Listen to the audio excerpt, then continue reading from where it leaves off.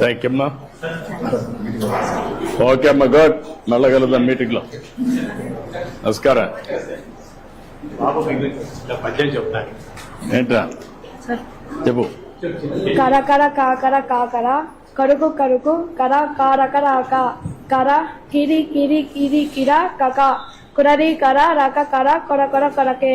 దీనికి భావం పదునైన గట్టిదైన చురుకైన కిరణములు కలవాడు, వెన్నెలకు కారకుడు, సమస్త కోటి జీవికి ఆధారమైన సూర్యభగవానికి నా నమస్కారములు. గౌరవనీయులైన శ్రీ ముఖ్యమంత్రి వర్యులు శ్రీ నారా చంద్రబాబు నాయుడు గారు కూడా సూర్యుని వల్లే వెలగాలని కోరుకుంటున్నాను. చాలా బాగా చెప్తావు. నువ్వేం చేస్తారు? బట్ బ్రహ్మాండంగా చేస్తున్నట్టు చదువుతున్నట్టు.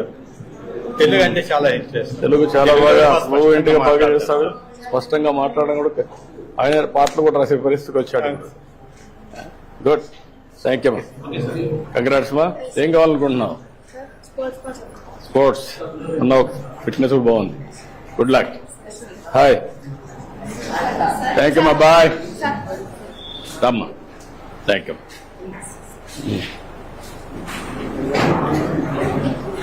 ఓకే అమ్మా, థ్యాంక్ యూ. దొరికిస్తాను. Thank you. Thank you. Thank you. Thank you. Thank you.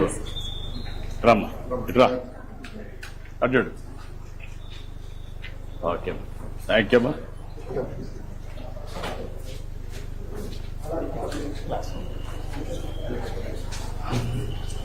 ఇది క్లాస్ రమ్మా. పిల్లలు ఏంటి పిల్లలు బాగున్నారా? కూర్చుంటారా?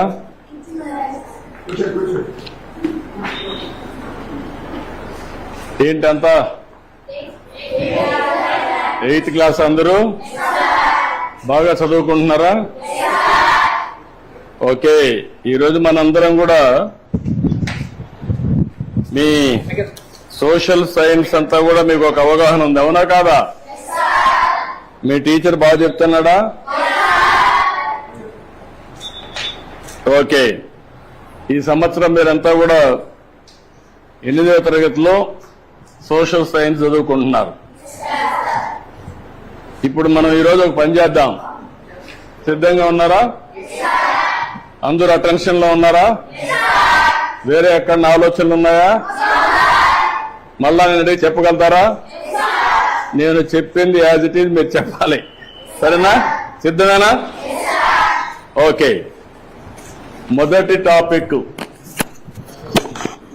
ఎవరన్నా హోంవర్క్ చేసుకొని వచ్చారా? చదువుకున్నారా? చదువుకున్నారా ఈ సబ్జెక్టు? అయితే నేను బ్రీఫ్ గా చెప్తాను. చెప్పిన తర్వాత మీరు ఏదైనా అడిగితే సమాధానం కూడా చెప్పాలి. చెప్తారు కదా? ఓకే, మొదటి సబ్జెక్ట్ వచ్చి మనకు వనరులు. వనరుల గురించి మనకు ఒక చిన్న కథ. మోనా రాజు తమ ఇంటిని శుభ్రపరుస్తూ వాళ్ళ తల్లితో గడుపుతా ఉంటారు. అప్పుడు ఈ బట్టలు, పాత్రలు, ఆహార ధాన్యాలు, దువ్వెన్లు, తేనె సీసా, పుస్తకాలు చూడండి. వీటిలో ప్రతి ఒక్క దానికి ఉపయోగం ఉంటుంది అనింది. ఎవరు? మోనా చెప్పింది. అందుకే అవి ముఖ్యమైనవి, ఇవి అన్ని కూడా వనరులు అని ఎవరు చెప్పారు? అది అయిన తర్వాత వనరులు అంటే ఏంటి అని రాజు వాళ్ళ అమ్మని అడిగాడు.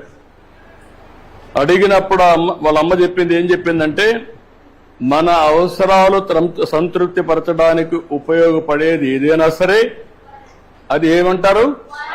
వనరులు అంటారు. మీ చుట్టూ ఒకసారి పరిశీలిస్తే అనేక వనరులు మీరు గమనించవచ్చు. తాగేదానికి ఏం కావాలంటాం? తాగినప్పుడు దాహం వేసింది, ఏం చేస్తారు మీరు? వాటర్ తాగుతారు. తాగినప్పుడు దాన్ని ఏమంటారు? అదే సమయంలో మీ పాఠశాల అయిపోయింది, ఇంటికి పోవాలి. దేంట్లో పోతారు మీరు? బస్సులో పోతారు, దాన్ని ఏమంటాం? వనరులు అంటాం. అదే సమయంలో మీరు చదివే పాఠ్య పుస్తకాలు, దాన్ని ఏమంటారు? ఎందుకు వనరు అంటున్నారు? ఉపయోగపడుతుంది కాబట్టి. మీ నాన్న ఇంటికి పోతానే మీకేదో తినిబండారం ఇస్తాడు, దాన్ని తాజా కూరగాయలతో కూడా తయారు చేస్తాడు, దాన్ని ఏమంటారు? వనరులు అంటారు. ఎందుకు? ఉపయోగపడుతుంది.